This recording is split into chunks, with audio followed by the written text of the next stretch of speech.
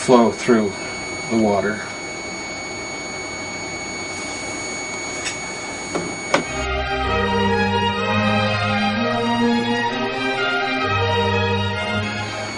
I put a little drip on the end of my finger and insert the tube into that, and you can see the size of the bubble that it's blowing.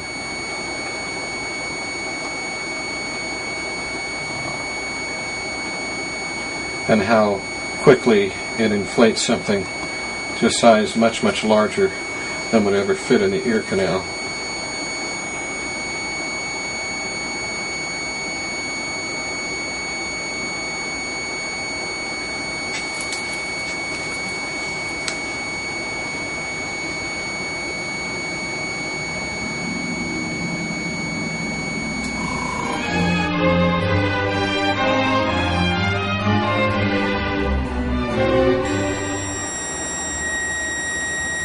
And you can see the breathable nature of the membranes. And it's coming through the part that's gathered because there's much more material being bunched up there for it to breathe through. It'll also breathe through the other side of the bubble if that is closest to the surface.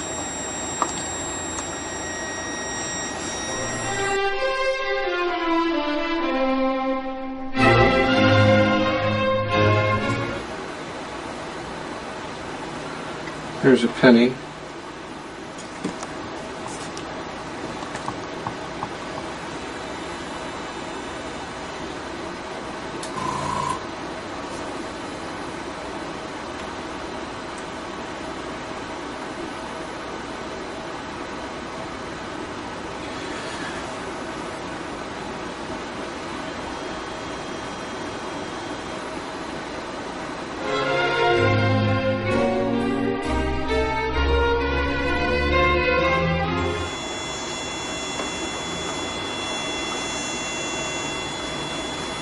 Now let's see, we can see that the breathability of it deflating slowly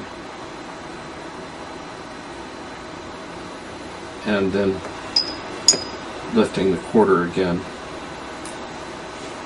Now this bubble is only much, much larger than anything that we would put in the ear canal.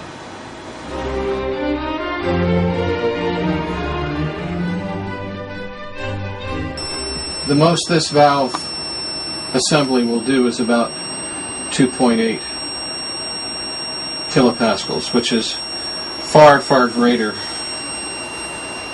than is needed in the ear. Optimum inflation pressures for the ear are 100 pascals to 500. Something in that range. Now let's show the work that this bubble is doing at optimum pressure here for this valve assembly. Now I'm having to squeeze this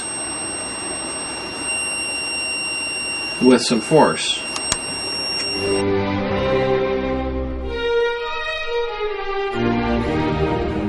The surround for the membranes comes right out to where the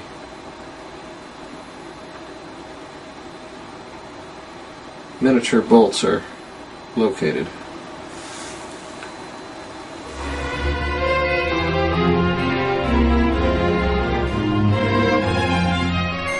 And you can see that it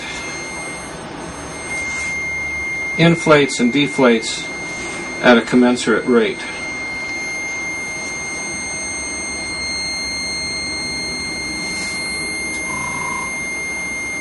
Deflation, inflation,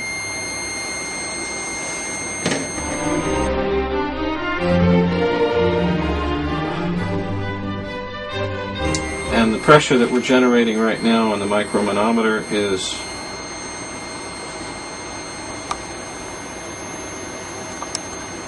1.7 kilopascals.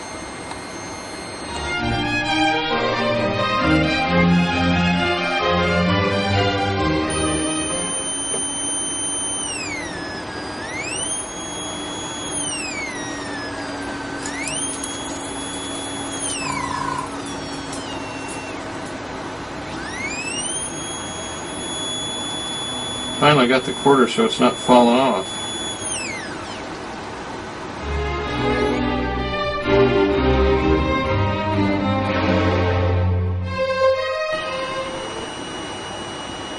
Can you see that?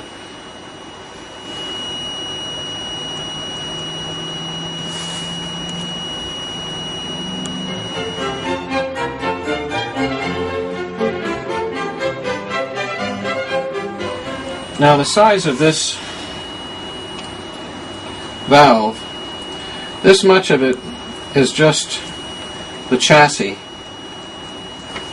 and this much would be the valve. This is a valve that's sealed in epoxy. And I can tell you that we can get it much smaller than that quite easily.